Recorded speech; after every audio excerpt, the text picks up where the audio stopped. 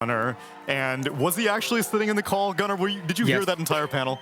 Yeah, I was hanging out. Oh, okay, you were hanging out. So You then put you me on saw hold for like 2-3 minutes, but it's okay. That's cool. That's cool. That was I'm glad. fault. All right, I'm we're sorry, here to praise John, you. that was Tsunami. It's okay. You can have the praise live. You don't need to review the VOD, although I'm sure you will review the VOD because we saw Costable's earlier interview. You guys are grinders. Only one day off a week. Has that been the case even before Pro Series? How long has this been your regiment for training?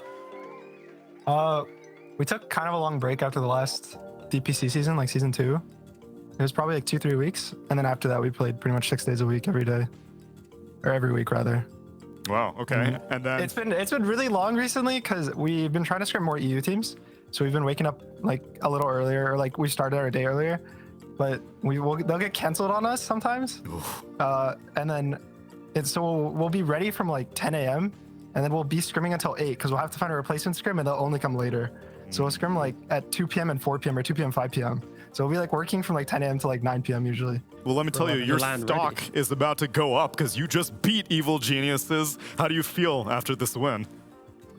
Good. I think, I mean, I was missing games like this, like hype games and like, you know, DPC and these top 3 teams, top 4 teams. And I think we were getting a little too excited. We've been scrimming too much. Like in the first game, I think we were kind of throwing because I was yelling. There was a point when I died on the tier 4s, I was like, I'm ending the game, guys. And everyone's like, can you roach? I'm like, no, I'm ending the game. And then I died. And everyone just kind of like, okay. So I was a little excited in the first game. It's okay. You earned it. And I mean, you're doing it on DK, which I must say, I lament you finding success on this hero because I always enjoy seeing you do flashy playmaker heroes. I was rooting for your Tuscan game number 2, and now you're just a DK player. What's your hero pool being reduced to now, Gunnar? I mean, Dragon Knight's kind of OP. I think people haven't experimented with this, but this Manta is really broken, I think. You get the 20. I never got the 20 talent, and then one official I was like, guys, I'm taking the 20 talent. We have a Faceless Void. I'm gonna hit in Chrono. And then at the end of the game, Zach was like, was that the first time you got it? I was like, yeah. And then I never took the strength again. And then now I buy Manta because Moo kept telling me, he was like, you should buy Manta on DK. It's so good. Buy before Ags. You can splash creep waves. And I was like, well, the Ags is broken. But then I bought it after the Ags. And yeah, so shout out to Moo. He told me about this Manta, and it makes the hero actually OP and fun. Yeah, and I think one of the recent bug fixes was also giving the illusions the free pathing from the scepter. It was actually something I discovered was if you ate the Ags, they would only be the level 3, the Frost Dragon. Okay. So that has been fixed fixed. it now that you can eat your Ags. So my only worry was that I couldn't scale because like if I try to go 7 slots, I can't eat the Ags for my Manta. But now I can go 7 slots, so this hero's OP. Nice. Like more so. Shout out to Jeff Hill for making that possible. Yeah, T-Gov. shout out to Jeff. Shout out to Jeff. Bug fixes. T-Gov, you got any questions for our boy Gunnar? Yeah, I guess. God, it's quite late, isn't it? Yeah. No, great. So late night question. Obviously, your team is probably one of the more quirkier teams in the region. When do you feel that happens in the draft? Like, do you preemptively know, like, for this team, we already have these quirky heroes ready, or is it just in the moment you've got like certain players are like, give me this mid or give me this off lane? Like, what's the vibes like to get the quirk? I mean, in terms of quirky, I would say it's mostly me and Moo. Like, we kind of bounce off who gets the more quirky hero of the day. Like he was doing like Faceless Void offlane a couple months ago, and recently I've been doing Tusk, and it's more so between like the two of us. We have to make sure our heroes work together and we're not griefing. We can't, pick both fun heroes in a sense. We have to make sure the draft works, and it's kind of based on both of us. What's the team like when you come with the quirky hero and you're suggesting the Tusk? Who's the person you have to convince the most to let you play it? Like, of course, Moo's probably on board straight away, right? But like, who's actually the person you got to convince in the team to allow the quirkiness to occur? Moo is usually on board, but in a sense, he's more like, I trust you because I'll be like, I just won 7 pubs in a row and I destroyed every game. This hero is OP. And he'll be like, okay, but why? Like, what's it good for and what is it bad for? And he'll basically make me word out my thoughts because I'll just be like, it just feels good. I just feel like I'm owning all these games. I don't know how to describe it, but yeah, he'll basically make me give him like the heroes it's good with, good verse, what it does for the draft, what it does for him, if it's like a good laner, so I can pick it blind. Yep. And so yeah, you basically have to present a thesis on the hero. Yeah, pretty much. Will you present us with a thesis on your test? Like, what makes you want to pick that hero? Yeah. And why do you think it didn't work?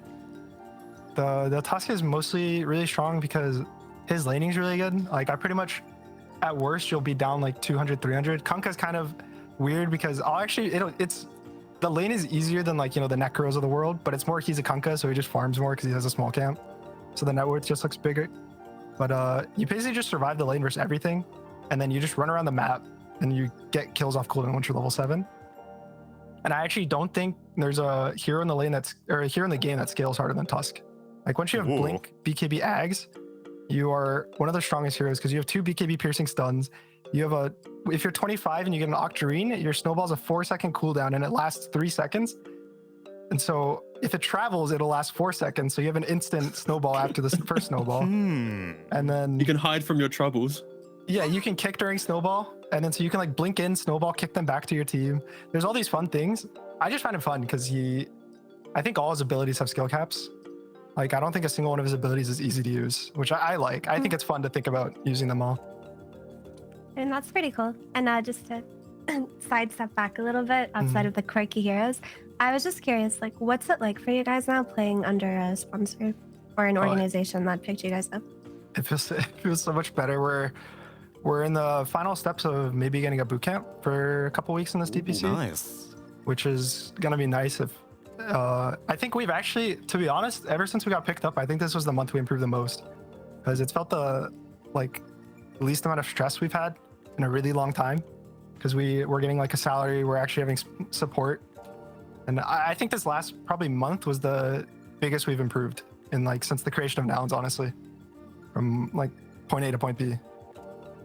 And was that always a burden that you guys were playing with, like this thought of how are we gonna get paid? Are we ever gonna get sponsored? Like, did you feel like it stood in the way of your improvement? He's like, guys, if we don't win this BTS tournament, I'm not eating.